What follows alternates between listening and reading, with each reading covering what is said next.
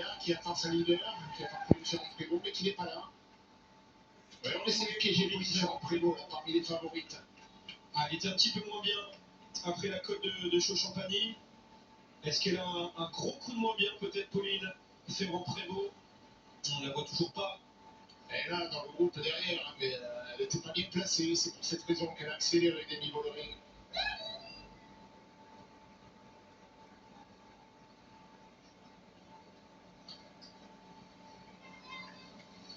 C'est Kim Le Courpillard désormais qui roule. Clémence Latinier et Émilie Morier qui traîne un petit peu en queue de des favoris. La voilà. Pauline Ferrand-Prévot. Un peu esselée, la française. Ouais, ça fait la jonction, mais c'est un petit rappel. Ouais, ça compte jusqu'au bout. Il reste 2 km 400. Oui, voilà, 2 km 400. C'est quasiment fait. Vient de franchir. Non, là, c'est le Técopé qui a franchi déjà la barrière des 3 km.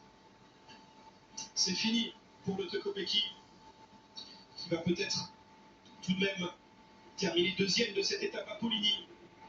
La voilà, la championne de Norvège. Pas chapeau. Elle a réussi.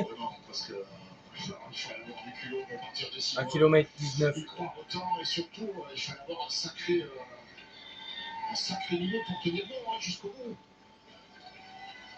À partir du moment où le peloton a attaqué, le peloton des favorites a attaqué aux dernières difficultés, l'écart aurait pu se réduire très très fortement. Elle est où l'arrivée? L'arrivée, elle est où? L'arrivée, elle est où? Et surtout, elle a la capacité de continuer sur le même rythme. Et imaginez, pour elle, première saison World Tour, elle devient championne de Norvège il y a quelques semaines et désormais, dans 1 km 400, dernière ligne droite, c'est tout droit jusqu'à l'arrivée. Elle pourrait remporter une étape sur le elle va y arriver, hein. Et faire coup double avec le maillot jaune. Elle va y C'est arriver. incroyable. Elle va le faire. Quelle journée pour une X. Elle va le faire. La Kopecky, évidemment, elle pèse les armes. Elle a compris qu'elle ne reviendrait pas. Elle se bat plus. Mais lui, il ne reviendra pas, lui. Autre chose que la deuxième place, l'Auto-Kopecky.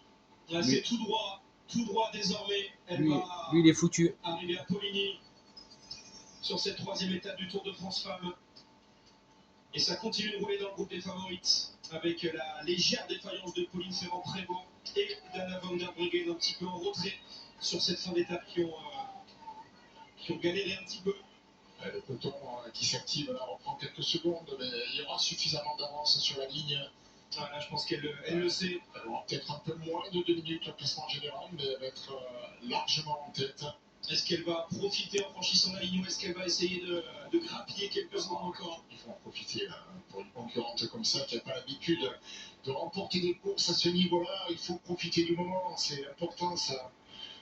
Allez, derrière, on a arrêté de s'attaquer. Et devant la voilà, Sigrid Langseth, la championne de Norvège. Elle a réussi. Qui a résisté seule face à l'Auto-Kopecky et seule face aux favorites qui avaient laissé plus de 4 minutes à cette coureuse qui n'en demandait pas tant. Superbe numéro à la ronde de la foule à Poligny.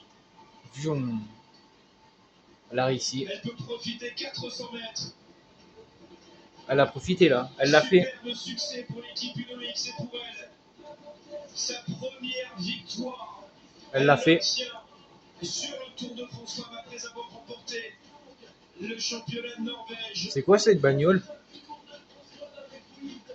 À 27 ans, la championne et la vainqueur que personne n'attendait aujourd'hui. Elles sont un jour. Et désormais, vous connaîtrez son nom, Sigrid Langseth. Comment c'est son nom? Sigrid Langseth. Bravo. Elle est cuite. Bravo, chapeau. Bah normal là qu'elle est cuite. Bravo également à l'Auto-Kopecky de s'être battue comme une lionne jusqu'au bout. Ah bah oui, mais toi tu remportes pas la maillot. Bah deuxième place c'est déjà bien. Hein. Qui avait attaqué à 88 km de l'arrivée. On en discutait tout à l'heure, on se disait c'est peut-être une attaque un petit peu pour rien, mais non, loin de là même. Oui, c'est vrai qu'habituellement, c'est loin de l'arrivée, même avec un écart de 4 minutes, on ne peut pas miser sur les victoires à coup sûr.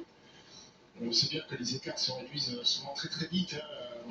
dans les courses féminines. Et là, pour le coup, Ouais, bah là, la championne, elle a gagné. pourtant, la course a été engagée. Ouais.